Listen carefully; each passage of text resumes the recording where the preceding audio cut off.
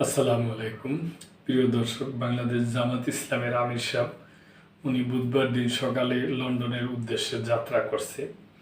দলের পক্ষ থেকে বলা হয়েছে যে লন্ডনের একটি প্রতিনিধি দলের সাথে তার পূর্ব নির্ধারিত একটা বৈঠকের সূচি আর কি।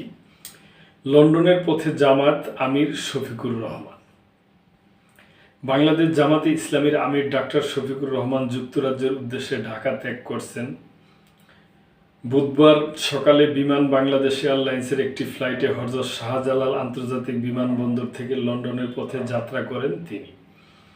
জামাতে ইসলামীর পক্ষ থেকে জানানো হয়েছে, যুক্তরাজ্য সরকারের একটি প্রতিনিধি দলের সঙ্গে পূর্ব নির্ধারিত বৈঠক ও কর্মসূচিতে অংশ নিতে তার এই লন্ডন যাত্রা।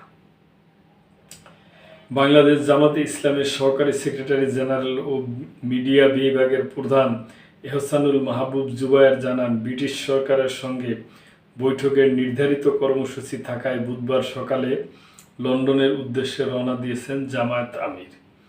লন্ডনে নির্ধারিত কর্মসূচি শেষে ডাক্তার শফিকুর রহমান সৌদি আরবে গিয়ে পবিত্র উমরা পালন করবেন বলেও জানান জামাতের এই শীর্ষ নেতা। সবকিছু ঠিক থাকলে আগামী 21শে ডিসেম্বর ডাক্তার শফিকুর রহমান দেশে ফিরবেন বলে আশা প্রকাশ করা হয়েছে। লন্ডনে অবস্থানকালে বিএনপির ভারপ্রাপ্ত চেয়ারম্যান তারেক রহমানের সঙ্গে জামাত আমিরের কোনো সাক্ষাৎ হবে কিনা এমন প্রশ্নের জবাবে এহসানুল মাহবুব জুবায়ের বলেন, এ বিষয়ে আমার কিছু জানা নেই।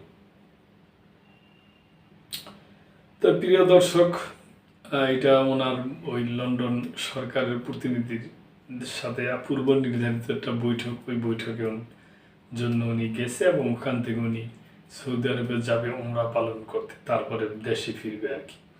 এ ব্যাপারে আপনাদের কোনো কিছু মন্তব্য থাকলে অবশ্যই করবেন এবং মেম্বারশিপ নিয়ে আমাদের পাশেই থাকবেন।